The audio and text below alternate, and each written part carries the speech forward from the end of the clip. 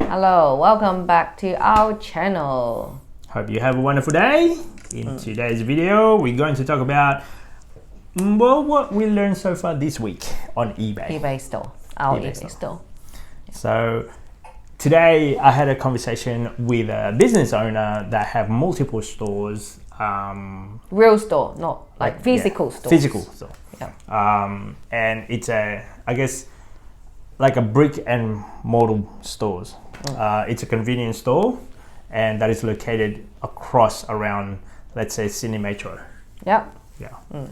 So I never looked at eBay business as a physical store because effectively we really are online. E-commerce. E-commerce. Yeah. So we don't have a brick and mortar store. Yeah, you don't have to face to face with Yep. customer. You don't have like the real stock in the shop. We Correct. don't have that. So, yeah. I mean, the business for him, it was making great business. It was turning over quite a lot of money. And after having a conversation, in my mind, it's like, wow, he's been in business for about 15 years. Wow. Within that 15 years, accumulating one after another after another. I think you have to look at your business, well, if you're thinking of opening up an eBay account anyway, you have to look at it in a bigger picture. How are you going to scale it up? Or multiply, just Yeah. like another store, or just make it bigger. Or One making it store. bigger. So there's a problem with, I guess, a brick and mortar store is like you rely on the foot traffic, for example. Yes. Yeah, like if you have a takeaway store, you rely on the foot traffic on that particular area, and you're gonna rely on the demographic of the people that live in that area. Yes. What type of food that you're gonna be selling, Yeah. and what type Your of product. target audience, yeah. Correct. Who goes So- there? Exactly. Yeah. So yeah, for example, you probably won't sell a lot of I don't know, like a Western food Yeah. in an Asian community. Yeah, in Chinatown. Exactly. Or like an Indian food in like Italian. Italian based demographic, let's say. So whereas what I realized with eBay is you can cater anyone. And even international. Right. I think consistently we have at least one international customer per week. Yeah. Yes, and that's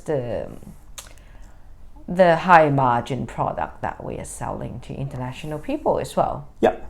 So our business model, I guess, in eBay, there's a lot of different ways of, and I didn't understand it. I thought eBay is just a platform where you just search for the cheapest one and then find it. Exactly. Well, that's why we try to convince our friend. We had a friend also that just opened up an a eBay store, account. Yep. but then we told her what we're doing, but then she bought like highly competitive products that with really low margin. Well, it might be big, but like percentage-wise, it might be big. You can make, let's say, 40% profit, let's say, but that 40% profit in terms of dollar figure of $2, it becomes 40% of $2. That's how we started, though. Yeah. Because when you knew you don't want to put too much of capital in there, but then you do slowly. I don't know. She just keep buying stock, and then she can't sell it now. It's stuck. It limited you with the money that you get tied up when you buy stock. Yeah. Yeah. Correct. And what about if there's no return, you can't sell it, and you have to sell it quick, or it's just using a storage? Majority of the product out there, there's an obsolete, there's an expiry date, let's say. For example, if you buy like a shirt or this jumper, an example, there's an expiry date within 12 months, there's going to be a new jumper. Electronic is another thing. Yeah, within 12 months, technology. Yeah. There's an expiry date, the new iPhone or the new whatever phone or gadgets. Samsung. Yeah, they're bound to be 12 months. Maybe I think it's the accessory. A lot of people, they go on eBay and search for those accessory. Maybe something compatible, it's cheap. That's why a friend is trying to go that direction. Yes, of course, you can try on it, but look at the competition in there. It's just way too high. And if you're having that 40% profit, but it's only $2. Yeah, 80 cents. Exactly. Yeah, per transaction. Per one transaction. So you got to look at it. You got for us anyway, we have to change our mindset. Instead of looking at there's $1 or $2 profit margin, we look at something that is a vicinity of minimum of $10 now, and higher. Yes, ideally it's $100. We've done a transaction where it's like $100 profit for one item or for one transaction, whatever that was. One transaction. Yeah. Yes. And so you have to look at that mentality, and compared to brick and mortar store, well, it's different because your friend, the business friend that you have, is more essential. Everyone daily stuff. For ours, it's not. It's not an essential product. Yeah. Can't really compare because when you go on eBay, it's just something people can't buy it in the shop. Yep. Or if not, like in the convenience of their home, or in the convenience of their living room, on the phone, right there. Okay. So brick and mortar. What I'm trying to compare is this: in a brick and mortar store, you need to have stock, you need to staff, you need to have rent, inventory, and you probably have to have a lot of outlay, ongoing cost like electricity, water, like insurance. A lease alone is roughly, they say $30,000 a month. Yeah. In that instance, you got to make sure that you have all of those numbers correctly.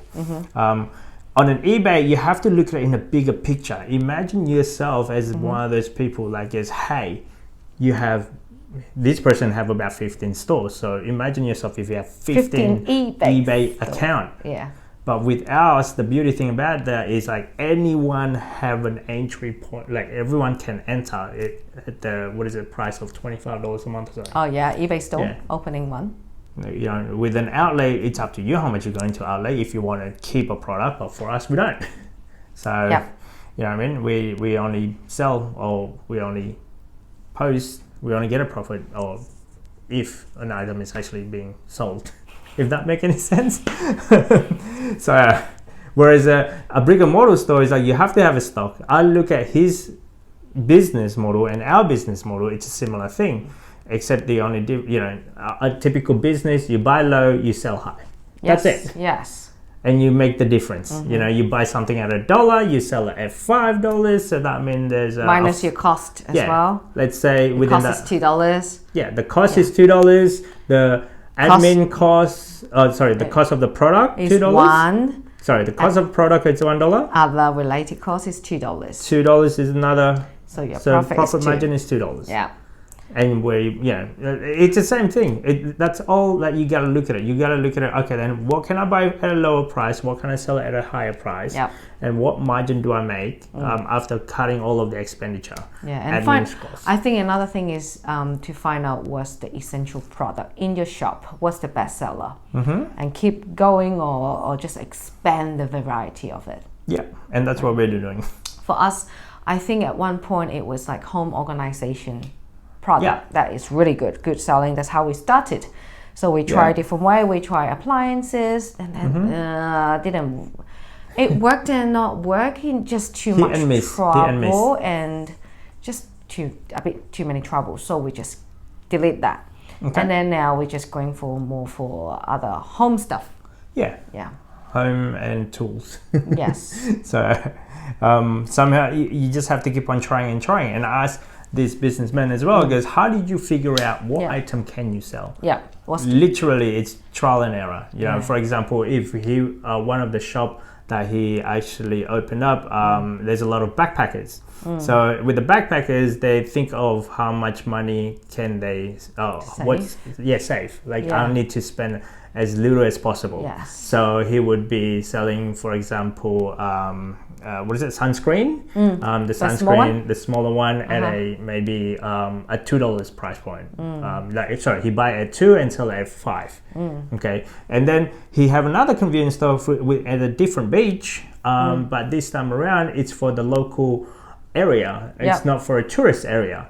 So in that one, he can have a branded product, a premium product, let's say. But again, he tested on both. He realizes in this particular area, premium product works because it's the local that actually go to this beach. And they wanted to support a certain brand, let's say. So local brand. instead of just the generic the $2 brand. So in the second store, he's able to sell. I think it's like about $30 for the same, like a sunscreen, same effect. One of them $7 because it's a backpacker base, and the other one is $30 because it's local, rich, Branded. elite area. Yes. So in your business, in my business anyway, in our eBay, we targeted the top that rich area, I guess, in a sense, the high ticket product, where we can charge, at the very least, premium. Yeah. And because we enter our store, at first we're like, how can we compete the low price? But then we're like, oh, we did all this hard work. If we really want to put that cheap the price, and we're working for free, we're not really making any profit, and there's no margin for error. So we just change our mindset, and then how can we sell it at a better, higher margin? That's how we find it, right? Yeah, just trial and error. We did the lower price product before, but we just find it's not really worth our time. Yeah, you gotta also count your time, like time for you to source the product, pack the product, go to the post office, listing the product, promote the product. How much is eBay gonna cost? After all of those things, your time isn't really worth it. It's only for $1 profit.